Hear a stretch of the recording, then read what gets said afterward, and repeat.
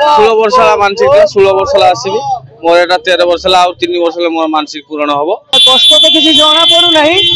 श्रावण मास को बहुत अपेक्षा कर तृतीय सोमवार आम बर्तमान अच्छु उत्तर ओडार प्रसिद्ध शैवपीठ बाबा पंचलिंगेश्वर पीठ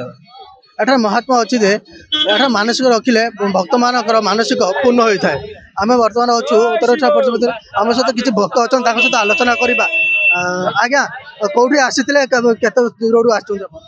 आम आसीचु बालेश्वर मानसिंह बजार बालीगढ़ पानी उठेचु तो सेठू आम बाहरीचु संध्या 6टा बेले कन्स्टांट चलचु। दीर्घ 40 किलोमीटर दूर आस भक्त मैंने पानी आम सहित आगे भक्त अच्छा सहित आलोचना आज्ञा मन कौन आसला आज्ञा आमर मानसिक थिला जे आमे 16 वर्ष मोर मोर कहूँ मो कथा 16 वर्ष मानसिक थिला 16 वर्ष आसबि मोर एटा 13 वर्ष आउ 3 वर्ष मोर मानसिक पूरण हम से मुझे कष्ट लगुना महादेव को डाक कष्ट कौन लगे भगवान को भक्ति रे कहीं कष्ट लगे कष्ट लगे आराम निहत भाव शुणुते भक्त टंकार निजर मानसिक पूर्ण कहीं जब बाबा पाखे पानी ढाल